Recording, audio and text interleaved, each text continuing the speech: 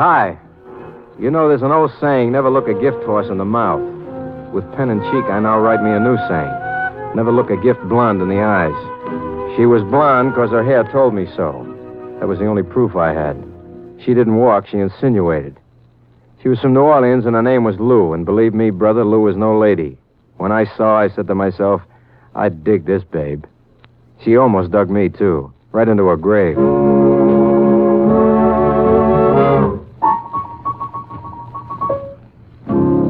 Now, don't tell me an interesting-looking man like you spends much time in an unemployment compensation line. So I won't tell you. You call the shots, baby. I'm awful easy to get along with. Yeah, I really believe that.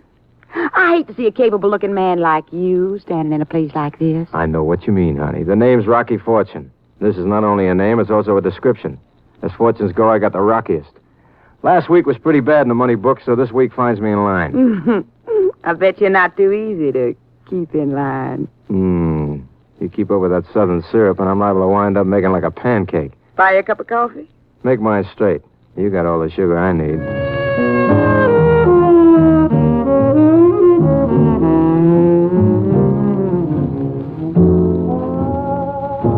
Warmed by the steaming brew and blonde, I thought I'd better start moving in some direction, so I took the direct route.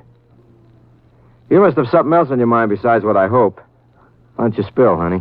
I love a direct man. Why don't you tell me something about yourself? Well, I'm not exactly ready to publish a story of my life, not till I know what rights I can hang on to. Tell my fortune first. Nice thought. I think you're about to come into some real money. I like you, Gypsy. Keep reading the coffee grounds. And I notice you never mind sticking out your neck just a little bit if there's money involved. That could be the story of my life. Yes. And you also have an unfortunate habit of getting yourself involved, and sometimes you get hurt. Keep reading me. Well, I got me a little plan where you get just a little bit involved, where you can't possibly get hurt, and the way you can make yourself some $5,000. Honey, my ears ain't wagging because of the money. I'm just fanning my face to keep a cool expression. Give. All you have to do is one teeny-weeny little thing for little old me. I'll make book. I won't like it, but tell me anyway. But, honey, you will like the $5,000. It's such nice money. And just what does little old me have to do for little old you to make that little old $5,000? Kill my little old husband. She poured on her message of murder. So you see, honey lamb, it really is most embarrassing for me to be in this predicament. But there's one thing I got too much of. Yeah, it's tough to believe. From where I sit, the distribution is great. I just love to hear you say things like that. I just love it. Let's get back to the excess. You said you had too much of something. Oh, yeah. It's just too bad, but it can't be helped. I just have too many husbands. Too many what? Isn't it silly? That's perfectly ridiculous. I thought I just heard you say you got too many husbands. Must have misread my ears. No, you heard me right, honey. But that's illegal. Yeah, I know. That's what's so silly. It's all the law's fault. I'll make book on it. What's the story? Well, they weren't ever supposed to let Marvin out of prison, and now that they have... Oh, so it's an ex-con you want me to bump. Oh, no. Marvin hadn't any dirty old money. It's Perry I got to get rid of. Who is Perry? My husband. Who is Marvin? My husband. You lost me someplace, honey. Let me tell this to myself as I now understand you, which I probably don't. You have two husbands, Marvin and Perry, both alive and both kicking. Well, Marvin's kicking because of Perry. But Perry isn't kicking because he doesn't know about Marvin. Lady, right now, I don't know about you. You just don't seem right to me. You just don't seem right.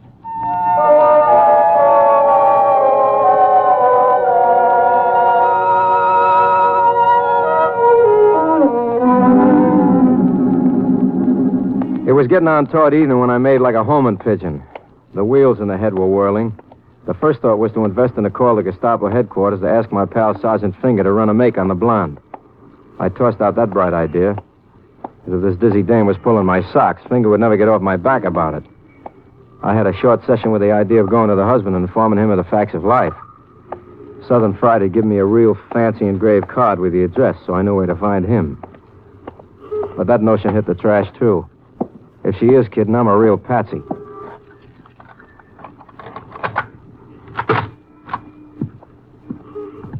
By the time I'd reached my pad and opened the door, I decided to forget my dizzy blonde dreamboat and find myself another playmate for the evening.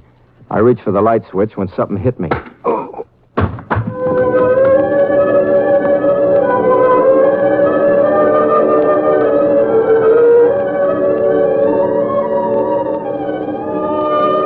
That something that hit me was more than an idea. It was more blackjack style. Before I knew what had happened, I was sailing away to Dreamboat Bay, happy with my life as an ice cream soda.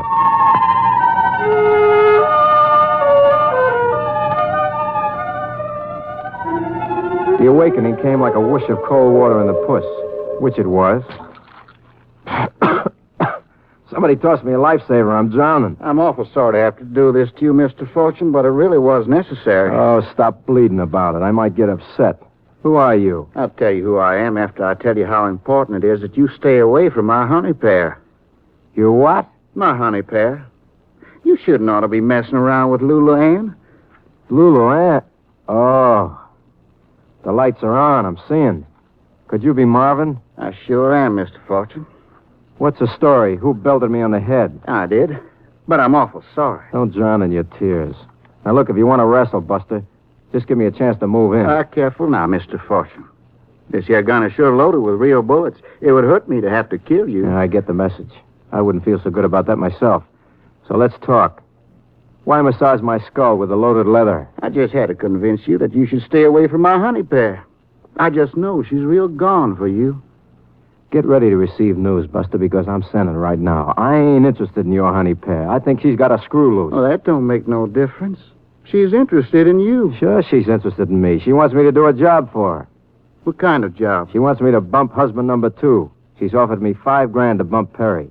$5,000 to bump Perry? I see it all now. Isn't that downright sweet of her? If you see anything, turn on some lights for me. It's awful dark where I'm sitting. Well, don't you see? She knows I'd be perfectly willing to bump Perry if she asked me to. She just don't want me to get into trouble. You know, that really touches me. In the head, pal. I think you're both touched. Now listen close to some words I'm going to read. I want no part of your honey pear or a $5,000. I want no part of you. And if I ever catch you without a loaded heater in your mitts, I'm going to play Scrabble with your head.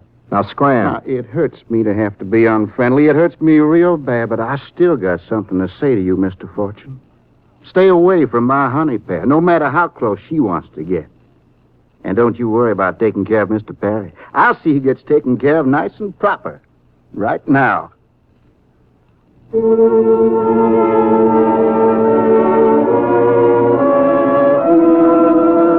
First thought was to tip Sarge's finger and give him the rundown on the screw-loose con and the too much married blonde. Second thought was that by the time I convinced them this comedy of murder is for real, little old Marvin would have drilled a little old hole right through little old Perry's head. Thinking back on the running order, the only thing that convinced me the whole bit was for real was the lump in my skull. Everything else could have been a gag, but this wasn't. Next item should be to make a fast trip to the apartment of Mr. and Mrs. Perry Shane. I made the item. Even the buzzer I pushed in the swank layout looked solid gold. Yes? Mr. Perry Shane? That's right. I got to talk to you, Mr. Shane, and we better talk fast. I don't understand. You will. Just get in out of the doorway and close the door. Now, wait a minute. I don't like being pushed around in my own home. Who are you? Rocky Fortune's the name. Sorry for the shove, but it had to be. Now, look, I'll give it to you straight. Somebody's looking to kill you. Somebody wants to kill me? That's right. An ex-con by the name of Marvin is looking for you right now. Why does he want to kill me? Did I ever send him up? That I don't know. I didn't even know you were a mouthpiece. Incidentally, is your wife home? No, she hasn't been home all day. Do you know my wife? If that's her picture sitting on the mantel, I know your wife. Your wife, incidentally, is the reason Marvin wants to kill you. Now, before I ask you to leave, would you mind elaborating on this fantastic story of yours? Well, I guess I'm giving it to you pretty fast at that. The picture ain't very pretty, though, so I don't feel bad. Believe me, mister, your Southern Belle is ringing out nothing but bad news for you. She wants you dead. I don't know what this is all about, but right now I'm not interested. I don't know who you are or what your plan is, but will you please leave before I call the police? Look, mister, believe me, I know she wants you dead because she offered me $5,000 to kill you. Get out. Get out now. I'd hate to have to belt you, so if I do, it's for your own protection. You better keep your hands down, Mr. Shane. No one makes accusations like that against my wife. Take it easy, Mr. Shane. Real easy now. You're going to push me too far. Get out of my house. Now sit down on that chair and behave yourself. I'm getting a little tired being shoved around. I'm the patsy in the deal, and I asked for nothing. Now listen to what I have to say. First of all, how long you been married? That's none of your business. So it's none of my business. This bump in my noggin was none of my business either before I got it. Your wife's husband is the character who gave it to me. My wife's husband? Are you insane? I don't blame you for asking, pal. I doubted myself for a couple of minutes. Whether you believe it or not, your wife has another husband, an ex-con by the name of Marvin. You mean her ex-husband. I know she's been married before. I mean her present husband. He was supposed to be a lifer, so she never bothered to get a divorce. But the law crossed her by letting him out. Now, wait a minute. If all this is true, and frankly, I believe none of it, just what is your interest? Your wife put the make on me for a couple of weeks. She decided I was the kind of guy she wanted for a particular job. She offered me $5,000 to knock you over. Sounds like a handsome offer. What's stopping you? Couple of things. First, the law. It's real illegal, you know. Second, you'd be real dead if I did. And those two items are stopping you from earning a $5,000 fee? What do you think? Well, you seem like a particularly bright but rough young man. If you're passing up that offer, it's only because you want more from me. That flatters me not, pal, but we'll overlook it. At least it shows you're thinking maybe Dreamboat did make the offer. I see. Would you suggest I call the police and tell them a complete stranger has informed me I'm about to be killed, and please send me a police escort? I'm giving you credit, so please extend the same in my direction. Well, what would you suggest? I'll make one call to the Irish Clubhouse. To the what? Sorry, pal, lost my head. Irish Clubhouse happens to be local police headquarters. Sergeant Hamilton J. Finger's my boy there. I'll call him, get him to give you a rundown on me, and then we'll both go over to headquarters. Well, there's the phone. Let's hope for your sake that Finger is at hand. 25th Precinct. Sergeant Finger. From here to eternity. Don't tell me. Let me guess. Frank Sinatra? Oh, you are a funny man. Finger, I'm going to put an attorney on by the name of Mr. Shane. I happen to know he's got an ex-con gunning for him. Will you tell him that I don't make jokes about things like this? Now, wait a minute. Don't put anybody else on. Who's gunning for who? Sorry, pal, but I got a deadline. I got to get this guy over to the protection of your Schlack house before his own line goes dead. From a bullet. So talk to the man. This is Perry Shane speaking. I don't know what this is all about yet, Mr. Shane, but if Rocky says your life is in danger, we better come over right away. Just a minute, Sergeant. Since I actually don't know this man, and I don't know you, perhaps we'd both better come right over to the precinct. It's your life, Mr. Shane. We'll be right over.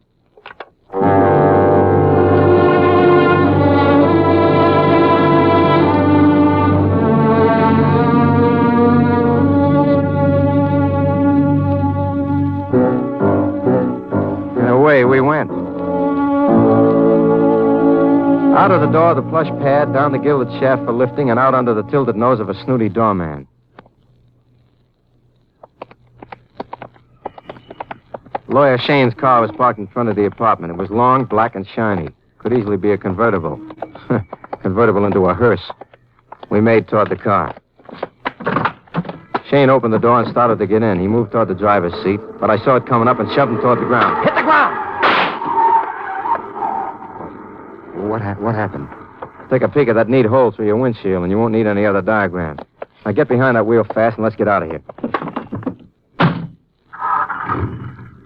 Is it safe? Yeah, he's real gone by now. Did you see who it was? Yeah, but just pull over here right at this curb. Pull up right here somewhere. It was little old Lou's little old husband. That was Marvin. Who else would be jerky enough to try a shot like that? The hole in the windshield. It's right where I would have been sitting if you hadn't pulled me down. Save the drama till we have time for it. We got things to do. But aren't we going right over to the police headquarters? You're going right over to Sergeant Finger, 25th Precinct. Now, give me your apartment keys. I'm going to move fast. Now, I'm going right back to your apartment. You go over to the precinct and bring Finger back. On the double. Well, what are you going to... Why are... The $64 questions come later. Move, quick.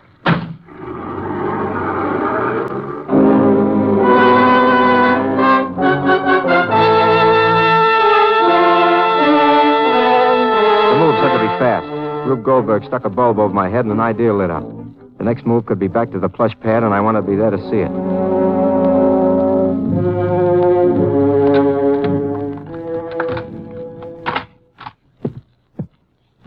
I know no sooner got the door open when magnolia blossoms hit my eardrums. Rocky, I'm so happy as little old you. I'll just bet you're no end pleased. Well, I saw the whole thing right out this window. I was horrified. Why? I thought you wanted him bumped. Well, I do, but I didn't want you bumped.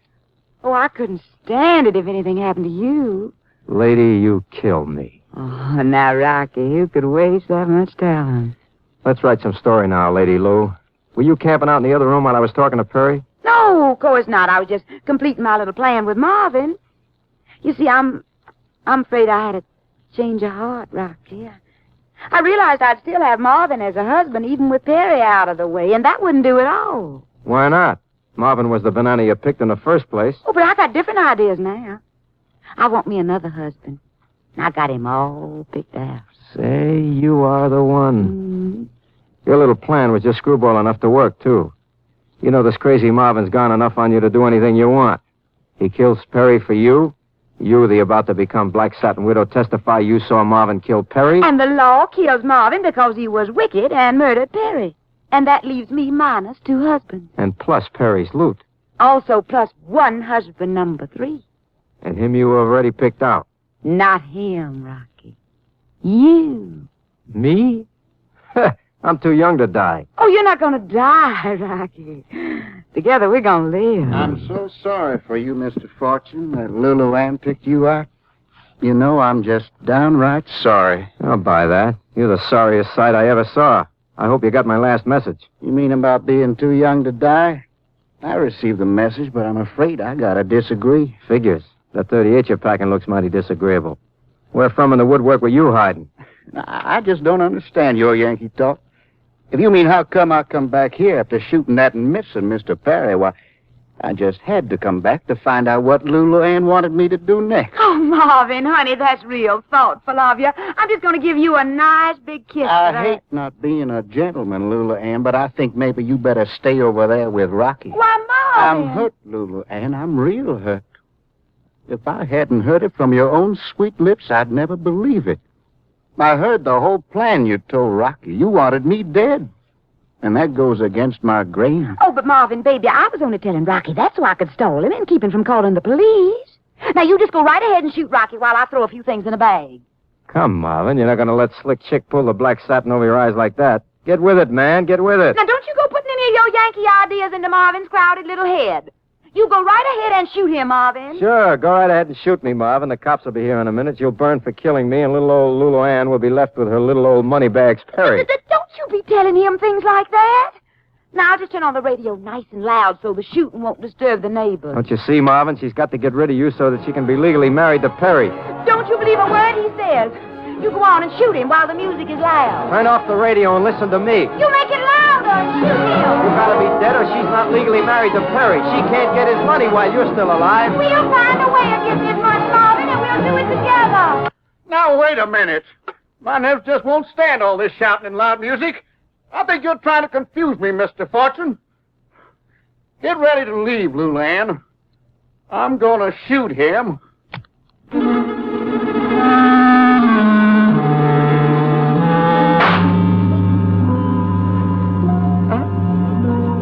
I'm just so surprised.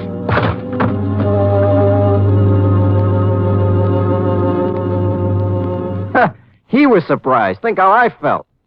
Here I am staring at a 38 caliber lead purveyor, and I hear the hammer click, the gunshot. I wait for the hot lead, and instead of a rainbow explosion in the puss, I see the guy and the gun fall. The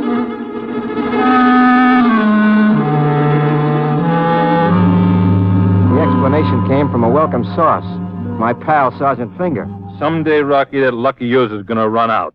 Why didn't you come down the precinct with Mr. Shane? For the reasons which I hope you heard, namely the story as told by Honey Pear and Marvin. Did you get it all? Did we get it all? The way you were all yelling, we could have taken that story down at the precinct. Come on, Honey Pear, we're going downtown. I refuse to move. You just have to talk to my husband. He's my lawyer. Your ex-lawyer, Lulu Ann, and your soon-to-be ex-husband. I'll start annulment proceedings tomorrow. Well, you can't annul me. Marvin's dead, and he's the only other husband I ever had. Correction, Sweet Dreams. Marvin got his hand blasted, not his head. He'll be okay in a week. I can see you both now, walking arm in arm in your little old steel cottage. overlooking the Hudson River. In fact, if you're real sweet, I'll talk to Sergeant Finger about getting you a room with a southern exposure.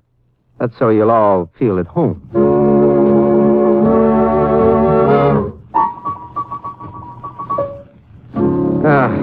It's a nice feeling, Mr. Shane, having a lively, expensive dinner after looking at some deadly lead. Well, we both have much to be thankful for, Rocky. You keep looking at me as though you want to ask me something. You hit the nail right on my head, Mr. Shane. My nose is where it don't belong again. I mean, Honey Pear wasn't a smart chick. She was wild and screwy and about as subtle as Sophie Tucker. How come she got hooked with a smart guy like you? Oh, I was lonely, and she was pretty. She was amusing. And I happened to be a man. Need I say more? If you do, you'll be talking too much. You look like you got something on your mind, too, Mr. Shane. You hit the nail right on my head, too, Rocky. I was sort of thinking about you. Well, you'll have to spill without any payment for your thoughts, Mr. Shane. I'm a little low in the loot department. That's what I was thinking about. You see, I'm a very successful attorney. Frankly, I'm quite a wealthy man, and I can afford to have whomever I want around my office. I know your source of income is rather unstable. How about a job? Me? In a mouthpiece office wearing a white collar? No, thanks. Not for this moose. Well, process servers have no use for white collars, and they lead a pretty eventful life. Process server, huh? I didn't think of that. An outside type profession that could be interesting and lucrative. I'll have to kick that around between the ears a bit. Well, while you're kicking it around, I'd like to make out a check for you for a nice, sizable advance. I'll tell you what, Mr. Shane. Me, I'm a realistic type. Make it out to my favorite charity. Which is? Cash, Mr. Shane. C-A-S-H, cash.